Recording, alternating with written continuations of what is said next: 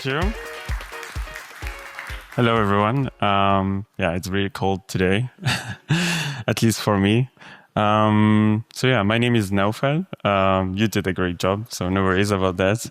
And today I want to talk about vibe coding and what's beyond vibe coding, which is something I call, and like a few people in the tech industry call, vibe engineering. So today we want to see what is the vibe in engineering. Is there any vibes? I think, so yeah, I work at Leapsum, an HR people enablement AI-powered platform, and also concerned ambassador. We do a lot of events, so feel free to come over to one of our events in Berlin. That being said, let's get started. So before we go to what's beyond vibe coding, let's maybe just review a little bit of what's the current state in 2025 for AI-assisted coding. There's a lot of tools, from Cursor, Windsurf, to also vibe coding tools like Lovable, Replit, and other agents, and so on. And it feels like everyone is trying to get to this market of AI-assisted coding in many ways: IDE, CLI tools, web platforms, and so on. So the current state is that there's millions of users that are currently using AI-assisted coding.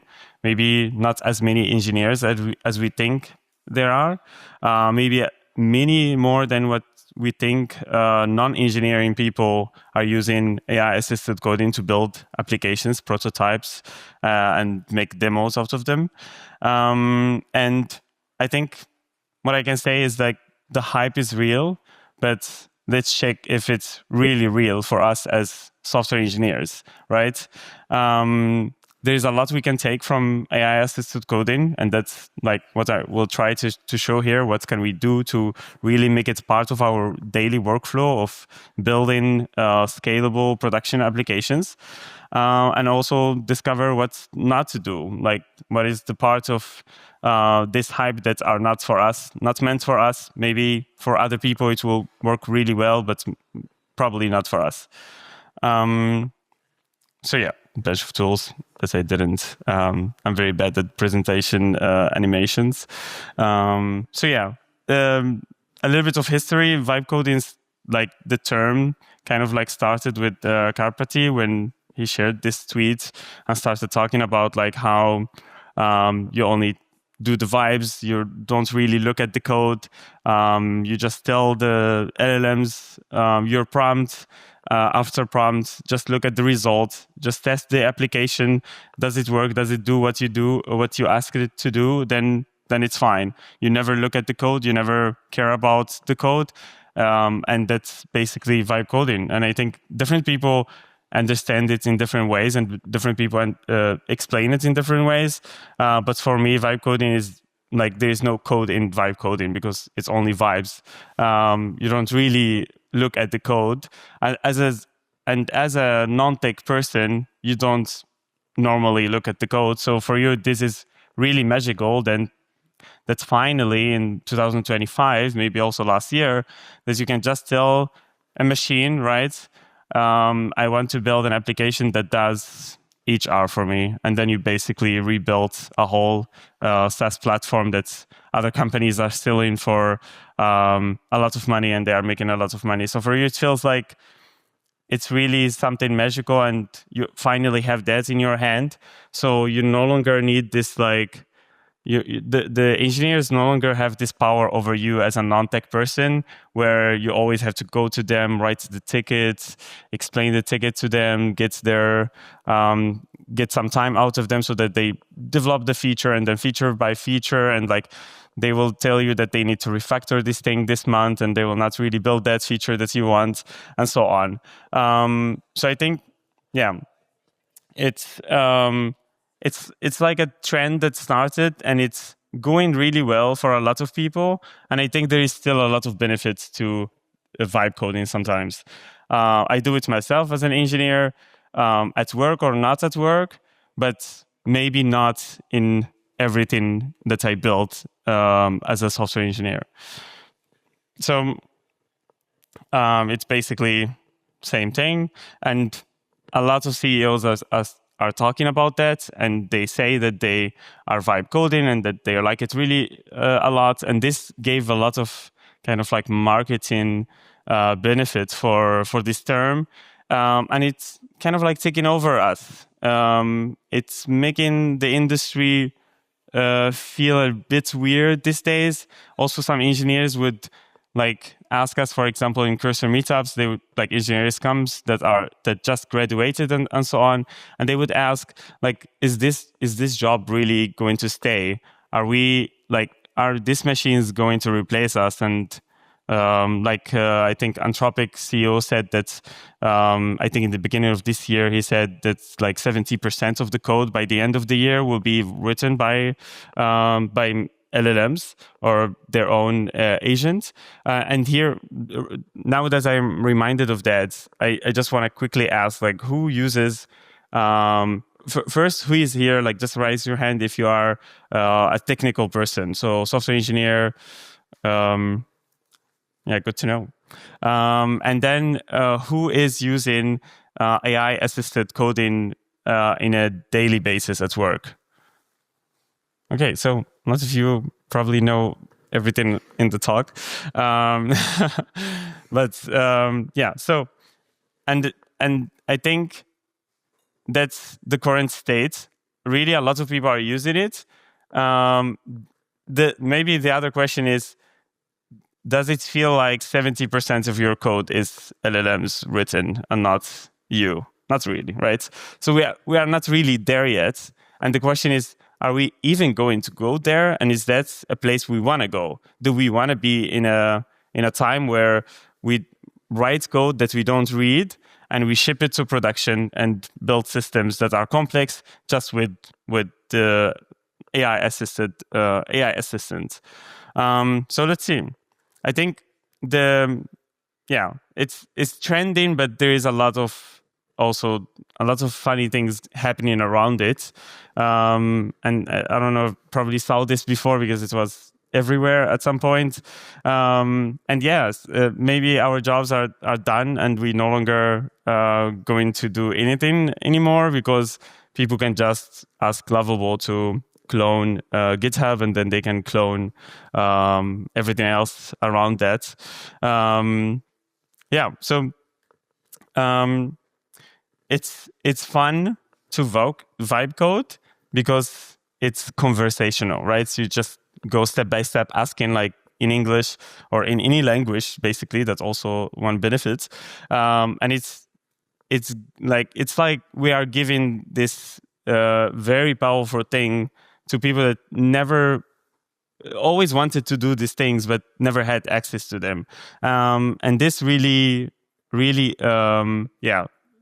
brought the market to this whole trend of vibe coding and is now pushing a lot the AI assisted AI coding assistants and agents around that. And there is so many players in the market and everyone is trying to take over a few people. Some people are building tools for product managers that nowadays people are saying that product managers should code as well, should use AI, and engineers should ship, 10x what they used to ship.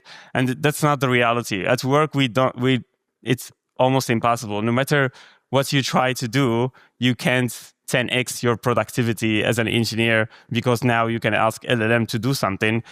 You will probably 10x the PRs, but now your team has to review 10x more PRs, but you are still the same team, right? Or probably they downsized your team. So that's another drawback around vibe coding. And it has some benefits. I think the best thing for me when it comes to vibe coding is when I want to prototype something or I want to do experiments. It's used to take a lot of time to put something together, show like stakeholders that here is how this could look like, and then pitch this idea to them and gain their leadership powers, and then be able to take that and ship it as a feature and own it. Now it's a bit more faster and you don't really care about that code because you really don't care about that code. You just want to demo something. You just want to say, look, this feature or this idea that I had for our solution, and I was talking about it many times. Now I build it in just like a few minutes, and here is how it looks like. It could be just like a basic front end that shows how it works without the backend, without the complexities of that. But still, they can see it now, and they can say, oh, I actually like this. Maybe we should put it in the roadmap. Maybe we should build that. And then you will not ship that. The problem would be if they say, well, if it's working right now, why can we not just ship it to our customers? That's when you need to like fight a little bit back and make sure that you are not shipping what was an experiment or a prototype. And yeah, in later slides, we will see like what are the do's and don'ts of vibe engineering and what's vibe engineering as well.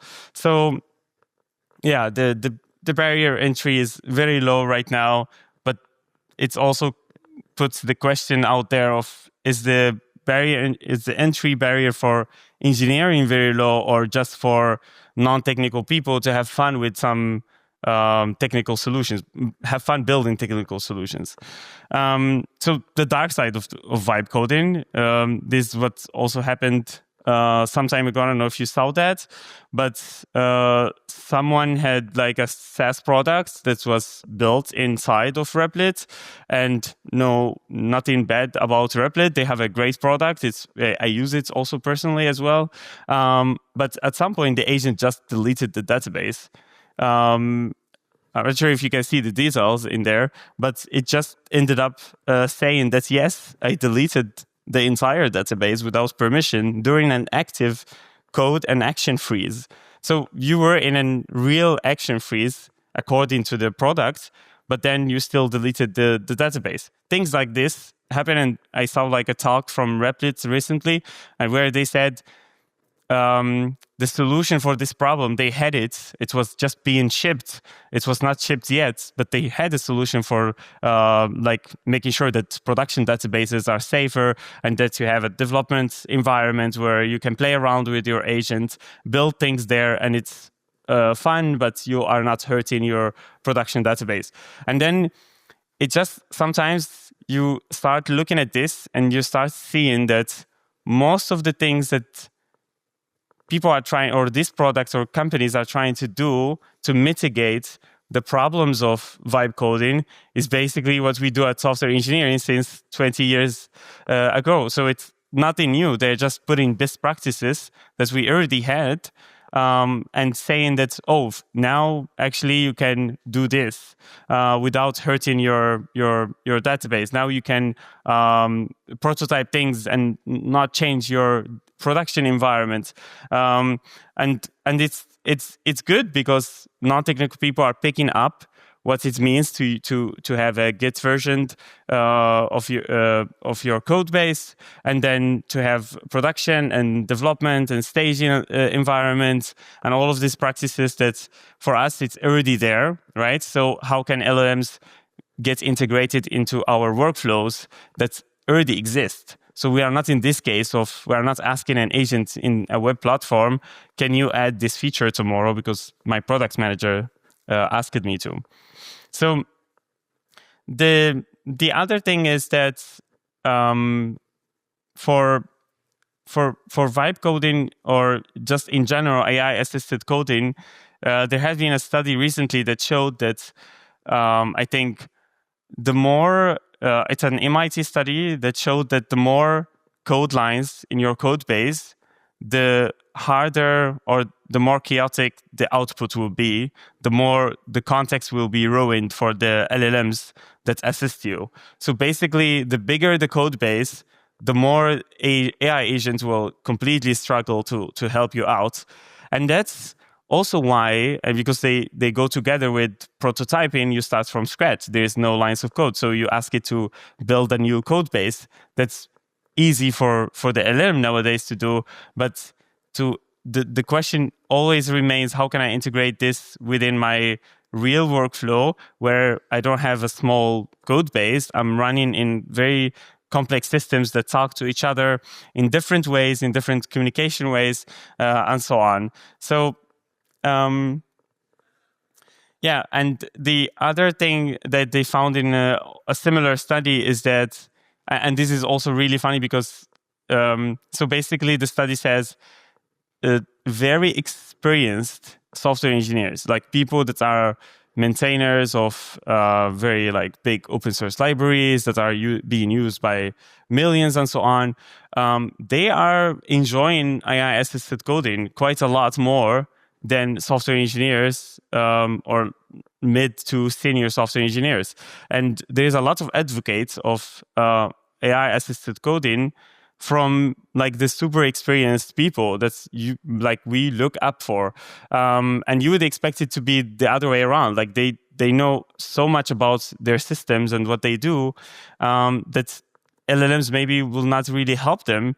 But also at the same time, they know so much about their systems that for them, when they are asking LLMs to help them with something, they give the right prompt, maybe, right? They have so much context compared to a software engineer that gets some pretty rough idea written in a product feature ticket, and then has to translate it to some technical knowledge, and then has to put that into the LLM.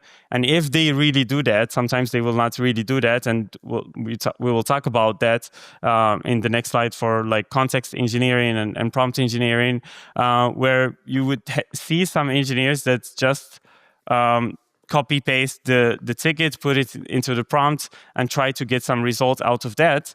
And versus people who would go the extra mile and do like the planning and have like a plan markdown file, and then pass that to the LLM and then get some maybe better results. And I think the thing we are seeing is that a lot like senior software engineers, because they know what they are doing so much, they know also where to integrate the AI into their workflows, like which parts they want to do faster because they can ask AI to do it for them, and which part to not do that and just do the action by themselves. Like they know right now I can just write this function. I know how to write it. I have the idea. I have everything. I don't need the AI to code it for me while I wait looking at the screen while it's running. Versus maybe graduates who see AI as like a tool to skip and burn some lines and some steps. So now beyond vibe coding and the part of this talk, which is the vibe engineering, and I hope that there is vibes in software engineering, and I think there is. I think the whole vibe engineering concept is more like a mindset rather than here is like, I'm not here to tell you here's what you need to do and Cursor will do great job at your job, right? I'm more here to say here is, in case you don't use AI in this way, here is the mindset shift that you would need to have in order to make it help you to some degree, to some extent, increase your productivity and help you during like your daily workflow. And the mindset shift is basically about seeing AI as what is it, right? We say AI quite a lot, and AI can be so many different things. It's like a bunch of science put together. LLMs is just one part of it, and LLMs are basically what we use in coding. So maybe we start there. That's what we need to call it. LLMs, in the end, they are you just give them some prompts, which are basically tokens, and then they give you back again some tokens in the output. This is also something really important to understand, because it's basically the more you understand how LLMs work and the more you work with them as well, or the more you build them, the more you would really know when to ask an LLM for something and when to not. And also you would understand how Cursor works better, like all these AI tools. And if you understand them better, maybe you get more ideas in terms of how to integrate them into your workflow. So I think for me, it's like using AI-assisted coding feels like pair programming, but with the dumbest person I can pair program with. It's just very fast. This person is very fast, just wants to give you something in your face, like as an answer. it's most of the time it could be wrong, but sometimes it's really right. And that's where I can gain that productivity gain, is where the more I get it to the side of like it gets the right answer in the output and it's really fast, then even if it's dumb, I don't really care about that as long as I am tweaking it and leading it to the right direction. So it's not replacing an engineer in your team. So you are not working with another engineer. It's not even like pair programming with another human. Pair programming with an LLM is a bit different because a human will understand you. A human in your team has the context. LLM, you manage that context. So imagine it's like a human that you are talking to, but you have to manage their brain at the same time. You have to tell them like, right now you have that tool and you need to call that like MCP to get that answer from that API, and then you will know what I'm talking about. The person with you always has memory. It's something that is still being like a big problem in AI, and they tried many different things to build like a sort of a memory for AI so that it remembers the context, but we are not there yet. So as long as we are not there yet, let's see what really we can do to help us with this. And I think the first thing is the mindset shifts, that you are pair programming with a machine. So responsibility is in your hands. You have to take care of that. The code that is generated is your code. It's not, because when you pair program with another person, a real person, they own the code that they are writing for you with you, right? You both own it together. In this case, it's all you. You don't say this was like a bug written by the AI. No, it was your PR. It's your responsibility. But the idea of seeing it as a machine that we are pair programming with can shift your mindset a little bit towards being able to integrate it within your workflows and gain some productivity out of that. So AI will enhance your skills that already exist. It will not replace them. It does not add skills that already exist. AI does not replace, in this pair programming fashion, does not replace your decisions. It should not make decisions instead of you, especially architectural decisions. You decide how you want this to be designed. You don't let the AI decide that. And that's what vibe coding is. You don't care if it will span 10 microservices or it's one monolith. You just open the link and send it to your friend as an SMS, and then they will see your localhost. But really the responsibility is in your hand for all the decisions, for all the planning, for all the software engineering practices. You should not try to replace what you already been doing by AI. You should instead put AI in some spot to make what you were doing a little bit better or faster, or just gain something out of it. That's why we see strong engineers getting stronger with AI, shipping more stuff, and weaker engineers get more exposed, let's say, because the AI will make mistakes that you don't understand in code that you don't understand, even though you try to read it, but you accepted that and you shipped it.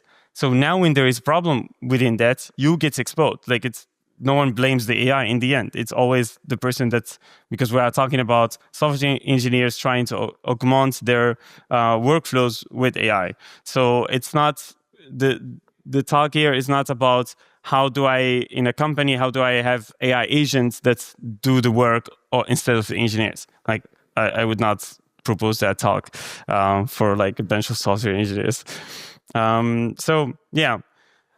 Keep the vibes, but at the discipline, basically you can still enjoy it. You can still have fun doing so. As I said, there is still part of your daily work where you need to prototype something, see how it looks like, get some ideas around how do I imagine this from an UI perspective.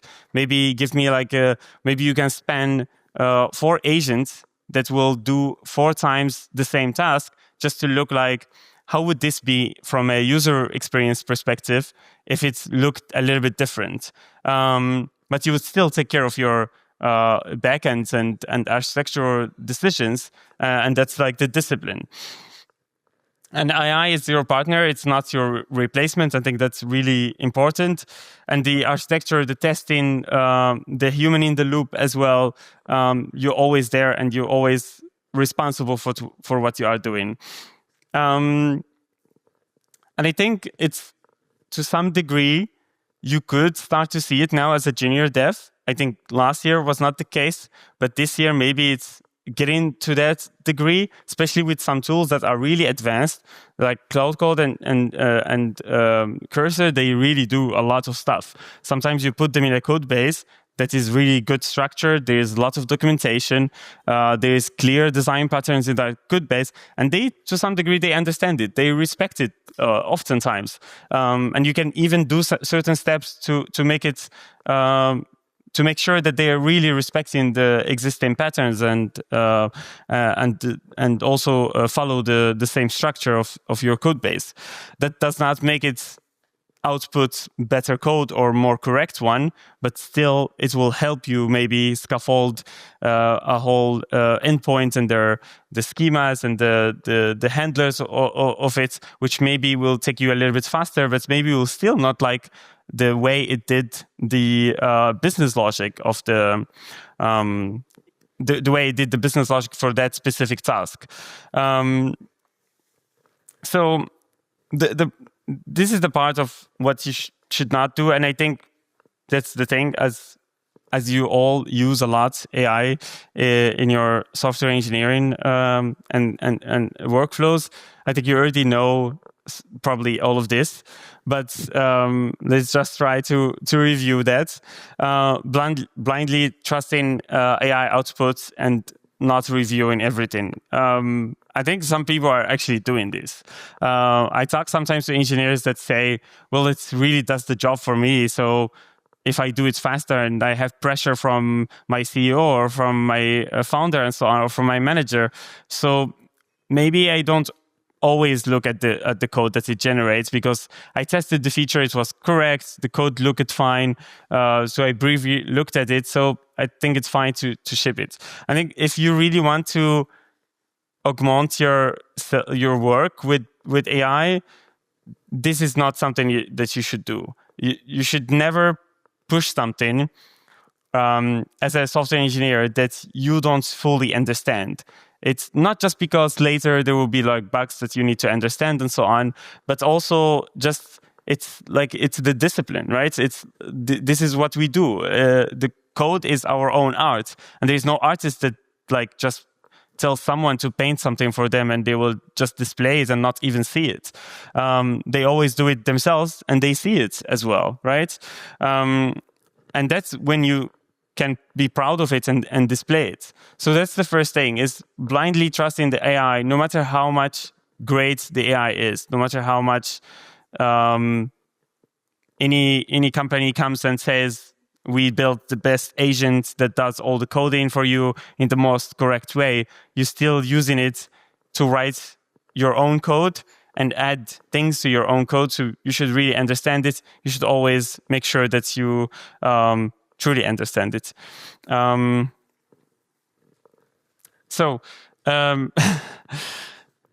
think I'm quite out of time, but let's continue. Skipping design and architecture and not planning. It's really important to plan first, to make sure that you give a really detailed plan to the AI and not wait till and not just prompt it in a like basic language where you say, build me this feature and here's the details of the feature. The plan is the architectural decisions, the design patterns, the technical and non-technical stuff. And then, of course, not doing testing, not verifying the AI claims, overestimating the AI reasoning. And it's really also important to understand what the AI did, how did it reason, and what was the reasoning. Then you most likely will understand why the output was wrong, and you can correct it next time you are working with it. And removing the humans from the loop, I think that's a big mistake. At least currently, we should not be doing that. And then for the the best part, or what we should really be aware of. Starting with a clear intent and design. Really knowing what you are trying to build and the reasons you are trying to build that, and what is the problem you are solving. I think a lot of people don't really tell the LLMs what's the problem they are solving. They just say, build me this solution. I think you get way better result if you really also explain why you want it to look like that, why you decided that this is the technical solution you want to build, and now you are asking AI to build it for you. And then writing structured and context-rich prompts. I think context engineering is the most important part here. You should really make sure that you put anything that is related to the task you are trying to do. In Cursor, you can put the context of like specific lines of code, specific files. And in my case, I like to go even further and put things that are not related to the file, but just as inspiration from the code base, saying that here is the existing like handlers. So make sure that you are following the same patterns. If you don't do that, you have a high chance that it will not really produce the same code that you wanted to produce in that code base. And of course, making sure writing tests with AI is very useful, and it can really make you go faster. And then make it using it for maintaining a documentation. That's really perfect. Also using it for reviews, but just as a assisted review, but not replacing the human review. The human reviewer should always be you first, and then the code reviewer in the PR. So yeah, balancing automation with the human creativity. You are the one owning the decisions. Then the automation just writes you that function when you know how it will look like. Maybe it will do the search for you. Where you want to search a big code base, you are much faster if you do that with AI. And lastly, make sure that you still doing your practices and securing your AI coding pipeline, not shipping directly AI code to production. And I guess I'm out of time. But yeah, this was some just quick kind of like advice for adoption. If you struggle in your teams or companies to make people adopt AI more often, find your champion or be the champion, share examples, make experiments and do demos of them, share what works and what does not work, and then demo the success cases as well. And also some Cursor tips, but that's very specific to Cursor. I guess, recap. Vibe coding is improvising. Vibe engineering, you have the intention and you are collaborating with an AI agent. You don't let it do your own work and replace you. And yeah, lastly, we are hiring at Liefsam, engineer manager, software engineer. And if you want to check the community in Berlin, you can, it's cursor.com community. And if you have questions later, you can ask me outside of the, thank you. Thank you, Naoufal. Thank you so much. Thank you.